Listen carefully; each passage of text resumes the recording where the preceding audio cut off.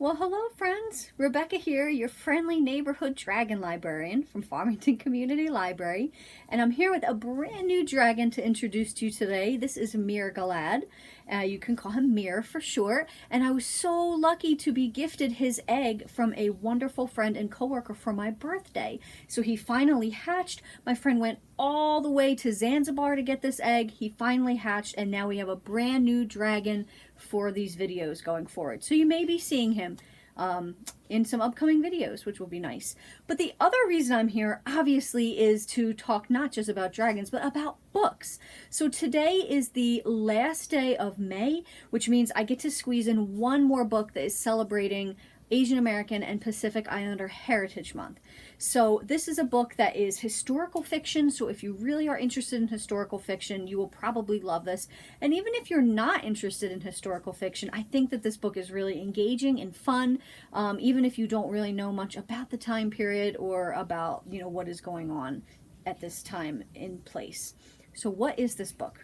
It is Peach Blossom Spring by Melissa Fu. Peach Blossom Spring. I was so interested in reading this book when I heard about it.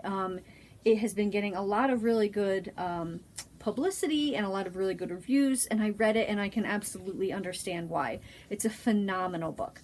So it takes place in China in the year 1938 or 39, I can't remember. And let's see, 1938 in China. And the main character is this young wife named Mei Lin and her son Renshu. And basically they are the wife of this merchant who has gone off to war, him and his brother, and he has died. Mei Lin's husband has died. So her and Renshu now are left basically on their own.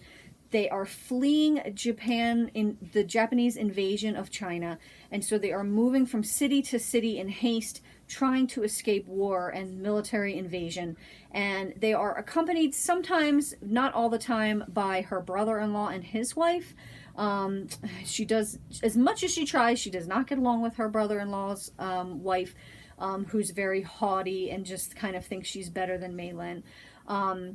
So they get into a couple instances there where not everybody is getting along, but for the most part, Mei Lin and Renshu are basically on their own, traveling. They don't have anyone to help them. They don't have much money, but what they do have is this beautiful silk tapestry that her husband had left for her before he went away to fight. And it details all these Chinese myths and legends. So basically what she does is, it's her most prized possession, her and Renshu's, and she takes it out during their journey many times to tell him all kinds of different stories. Basically to help keep his hopes and dreams up. The same thing with herself, to make sure she is not falling into despair. And so she continues to use these stories to help boost his spirits and also to keep him close to his heritage. Well, when Renshu gets an opportunity a little bit later on, once they're settled, they do eventually end up in Taiwan. He gets an opportunity to go to school in America. So he changes his name to Henry, and he has moved to America and basically starts a new life over there. Still keeps in contact with his mother, but he is basically, all he wants to do is start over and wipe his slate clean. He marries a white woman. They have a daughter named Lily. But then when Lily starts getting a little bit older, even from when she's a little kid, she wants to know about her heritage. She wants to know about her father's culture. And Henry is so paralyzed by what happened in the past that he basically cuts her off from it, doesn't tell her stories, doesn't share any of the things with her that his mother shared with him.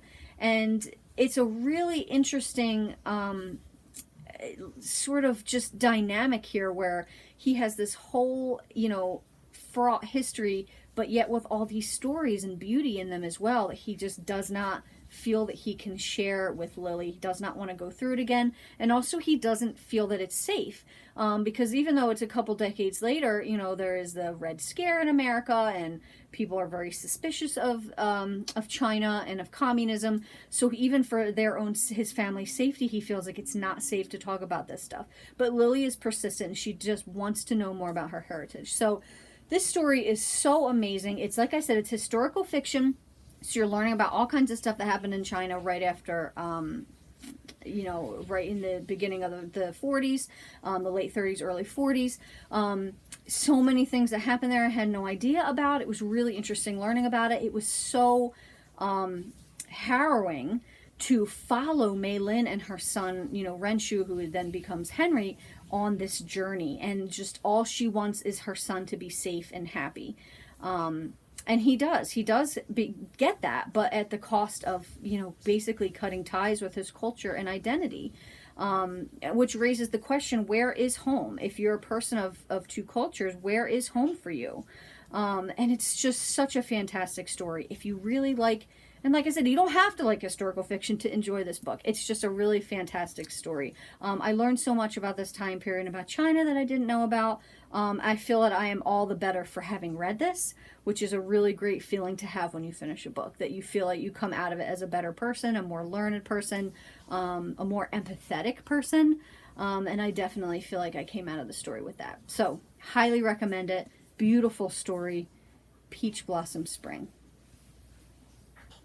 Well, that's what we've got for you guys today. I hope that this book sounds really interesting and fascinating. I found it to be so.